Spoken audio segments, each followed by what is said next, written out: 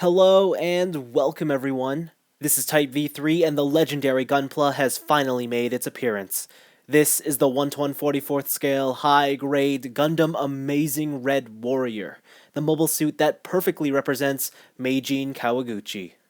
You'll find 12 items in this high-grade package. The parts break down into 10 runners, a medium set of polycaps, and a small sticker sheet, all quite average for an HG.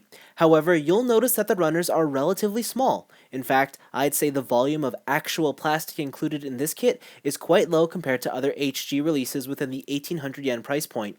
Conversely, with fewer plastic all around, you can be sure that this kit offers a super quick and unbelievably easy build process. The only negative thing is the poor gate placement. You'll probably want to spend an extra amount of time cleaning up those nub marks. Otherwise, the kit is entirely beginner friendly. The HG Amazing Red Warrior sure lives up to its name because once assembled, red would be the single best word to describe it.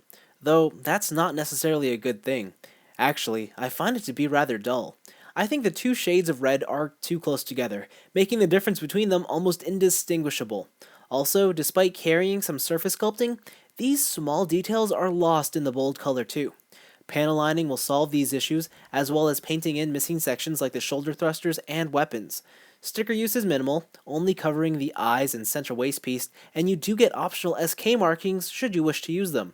Seam line coverage is needed primarily in the forearms and backs of the legs, yet I didn't find them to be all that distracting. The proportions and general sculpting are the strongest aspects to the Amazing Red Warrior's presentation, as everything appears correct. Again, a little bit of paint will go a long way with this high grade. The result is a kit with strong foundations but in need of touching up. Those interested in just a straight assembly will be left disappointed. In terms of size, the Red Warrior stands right at the 5-inch mark. Again, with the smaller part size, it's not a very big Gundam. To emphasize this point further, all other high grades used for comparison carry the same 1800 yen price point.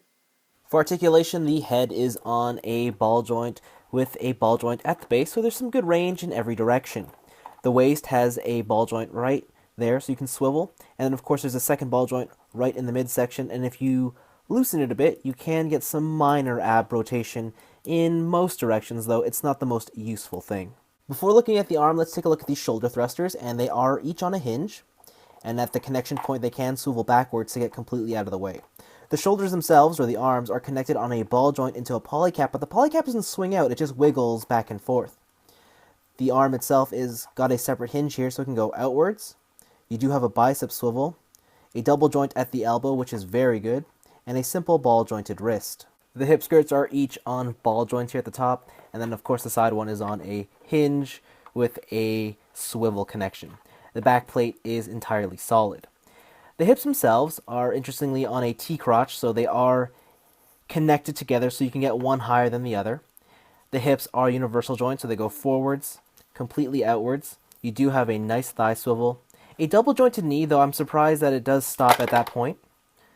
And then for the ankle, what you have is a hinge right at the top and just a simple ball joint. I do wish the tilts were a bit deeper, but that's all you're going to get. No toe joint on this figure. The backpack is also quite simple. You'll notice that each of these arms are connected on a ball joint inside to the backpack. Then they all have swiveling points, and you can remove each of these items with ease. And lastly, these boosters here do have a hinge that lets them go upwards. Articulation on the Amazing Red Warrior is very good. There's definitely some spots I wish had more range, but it's not a big deal. I'd probably say this is the most posable of all Meijin Kawaguchi's mobile suits. There's 2 sets of hands included with this kit, fists and gripping hands. Personally, I would have ditched the display fists for open palms instead. On to the accessories, and the Red Warrior has a lot to offer. We'll start with what's included on his back. First up, the Hyper Bazooka. It has an extendable barrel and a pop-up handle so that the Gundam can wield it. The articulated arm makes it easy to use and nullifies any weight issues. On the other side of the backpack is the gun blade. It's entirely removable and includes 2 different blade pieces, long and short. The handle can also hinge back to where it's parallel with the weapon so that the Gundam can actually wield it like a sword. Of course, you can remove the blade and just use it as a handgun too. Next up are a pair of beam rifles. One has a sensor while the other has a larger body. Dual wielding is their basic use, however you can combine them, attach it to the backpack, and now you have the Amazing Red Warrior's long rifle, another great addition to the kit's loadout.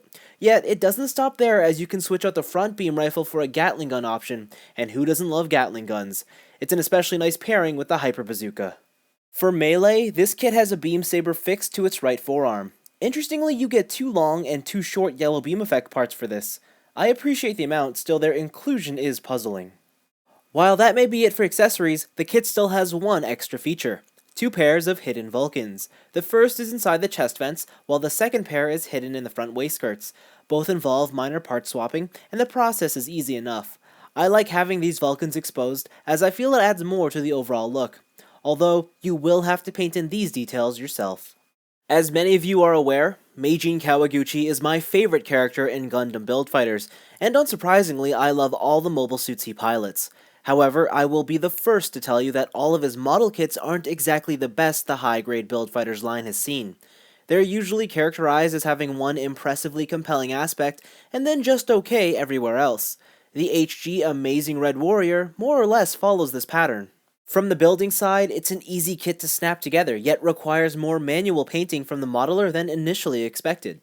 The articulation and general solidity of the MS is good, though there are other kits who excel much further in both these areas. The Red Warrior's real trump card lies in its modular weapon system and diverse play pattern. Ultimately, it's a kit that's more fun to play with rather than display. Now, I'll also admit that this is one of the few high grades that I think is slightly overpriced. I simply can't see where the budget has gone to. As a whole, it's far from perfect, yet between the rad, red design and the versatile weapon system, I quite like the 1/144th scale HG Gundam Amazing Red Warrior. Amazing or not, it's still completely worth looking into. But that's all for me. Thanks for watching, and I'm getting excited, because this only seems to be the start of what looks like a great year for fans of the Crimson Comet.